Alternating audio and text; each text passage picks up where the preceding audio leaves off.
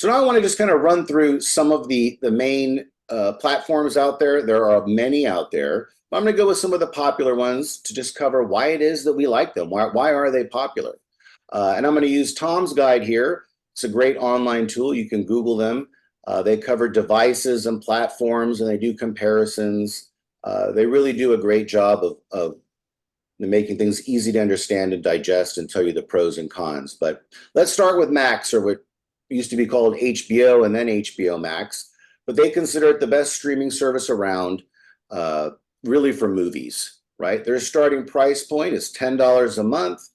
That comes with ads, though, or $16 a month without ads. And, that's a personal preference. I'm someone who loves to save money, but then in the middle of a show, I hate watching it, an ad. So sometimes you put out for the extra. It also affects, depending on the price, how many simultaneous streams you can have. So imagine I'm watching a show, and then maybe my wife or my kids or somebody else on my plan can watch a different show or movie at the same time, right? And so the basic plan comes with two, where the ultimate tier comes with four simultaneous streams. It doesn't currently have live television, but it does have exclusive originals. And in fact, that's really what it's known for, right? HBO has a lot of exclusive originals, particularly television shows that often run multiple series. Think of things like The Sopranos, right? That was an older show that obviously ran many seasons. Or I'm blanking out the Dragon show, but in any event, obviously very popular. Award-winning programming. 4K costs a little extra, but certainly something to check out and one of the most popular platforms out there. Another is Hulu. Hulu is one of the most interesting options on the list, and it's unique in that it has ad-supported and then a version without ads, and it also has a great relationship with Disney and ESPN, which I'll cover here in a minute. But Hulu gives you the ability to watch live television. Now, that live option does cost more. It's more like a traditional plan, but you can kind of pick and make unique choices to what it is you want in your plan. But as a streaming service, it starts as low as $8 a month with ads, or $18 a month without ads.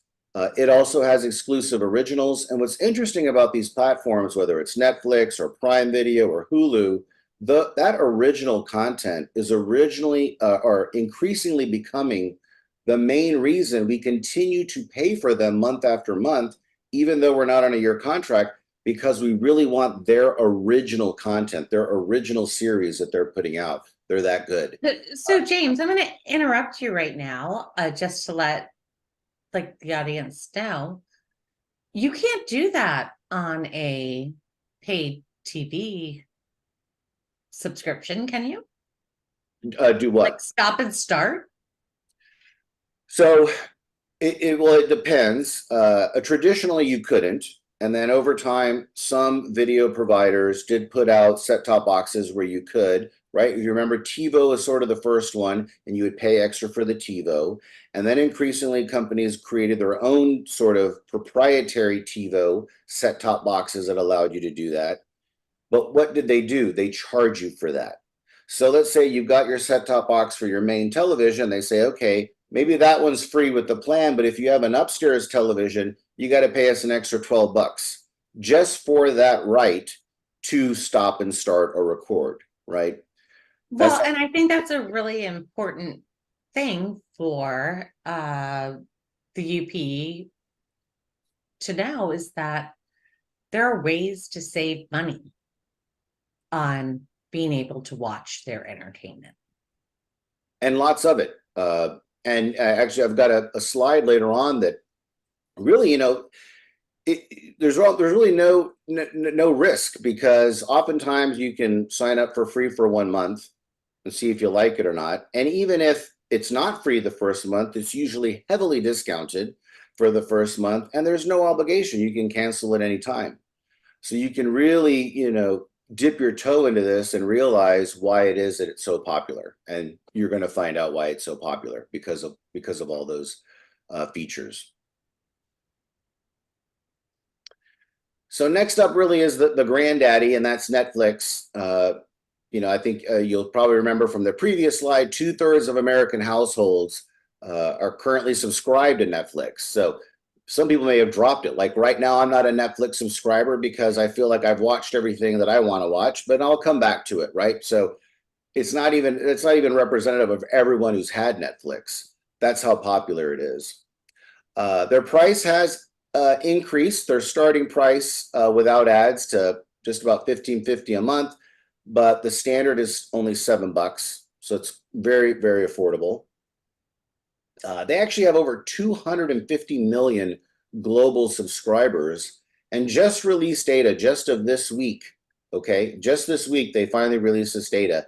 They have over 18,000 movies and seasons of TV shows in their library. 18,000.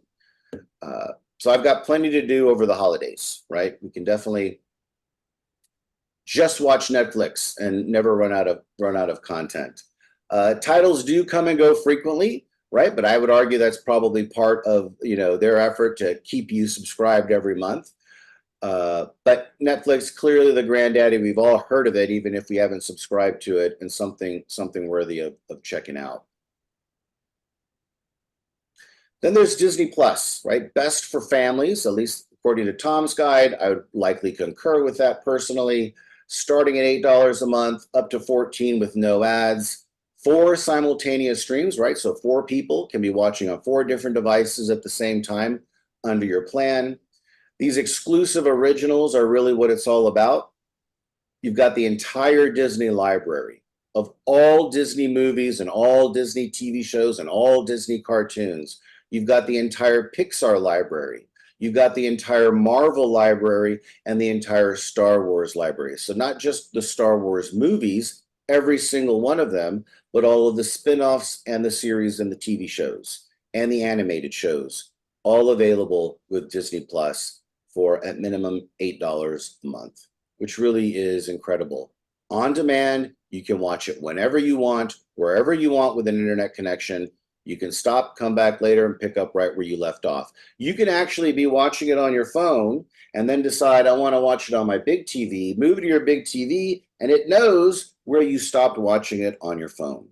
That's what these platforms allow you to do. And I mentioned earlier Hulu having a special relationship with Disney and ESPN.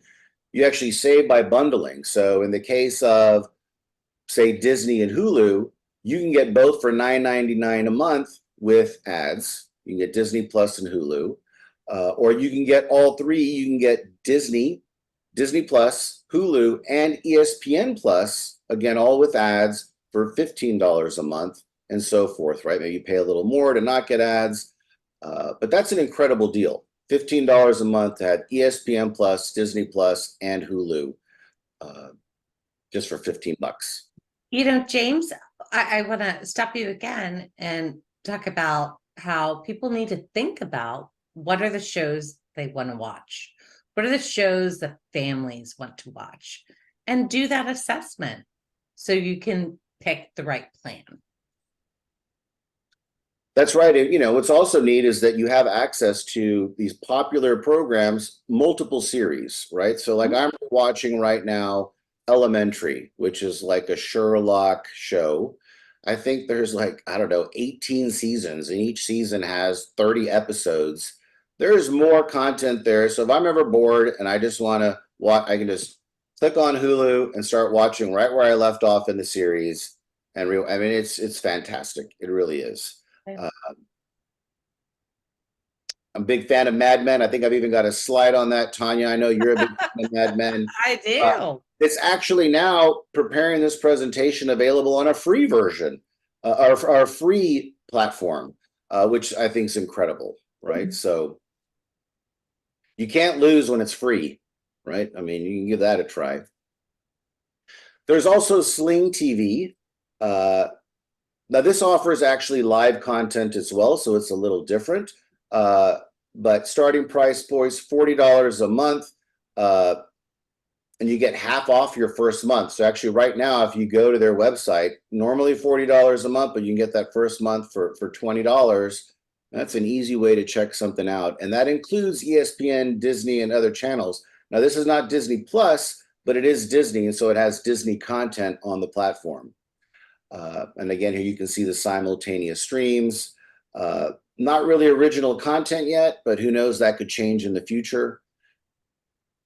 But definitely one of the more popular services out there. I also mentioned Apple TV Plus. That's coming in now at $10 a month. The quality is excellent, and I would argue that's really what they want to be known for. 6 simultaneous streams. Live TV, no, but that's probably going to change here in the near future, and people really do get it for their exclusive originals. So something to look at. Right now, you can actually now get Apple TV Plus without having an Apple TV. We'll talk about that in the next session, but I don't mean an actual TV that has an Apple logo on it. It's just a little box to make it an Apple TV, but you can actually now subscribe to Apple TV Plus without having an Apple TV.